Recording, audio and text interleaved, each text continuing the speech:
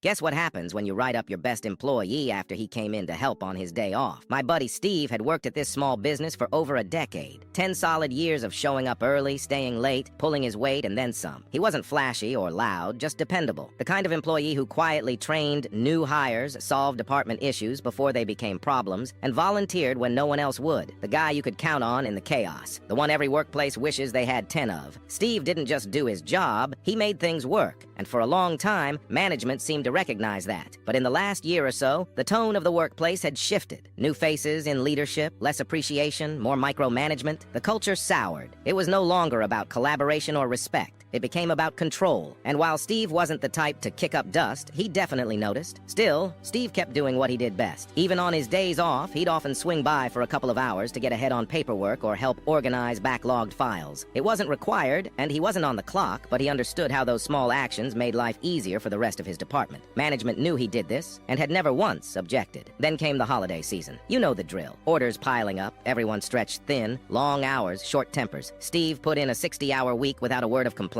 He had 2 days off coming. He could have spent them on the couch, but instead, he drove back in on day 2 to help clean up the mess everyone else was too buried to handle. It was mid-afternoon, and Steve was wrapping up when his manager stormed over and barked at him to stop screwing around and get back on the floor. Steve calmly reminded him he wasn't on the clock, just lending a hand, and that he'd be out of there in 5 minutes. But the manager wasn't hearing it. "Get your ass back out there," he snapped. Steve didn't flinch. "Not happening. I'm going home." The next morning, Steve was called into the office, scolded like a teenager, and handed a write-up for insubordination. Management expected him to take it. Maybe they thought he needed the job too much. Maybe they just forgot who they were dealing with, because Steve, he was done. He took the write-up without a word, signed it, and handed the paper back along with a sealed envelope. "What's this?" his manager asked. Steve smiled. "My 2 weeks' notice." It was like watching a light switch flip. Suddenly, the manager was backpedaling, trying to soften his tone. He asked Steve to stick it out through the holidays, said it had all been a misunderstanding. He even dangled a raise. Then the department head came in. More apologies, bigger offers, a fresh title, whatever it would take to keep Steve on the floor. But it was too late. Steve didn't raise his voice. He didn't need to. He just said no. Because here's what they didn't consider. Steve didn't need them. He was financially solid. His wife made great money, and his industry was in high demand. He was also days away from becoming a first-time dad. The timing couldn't have been more perfect.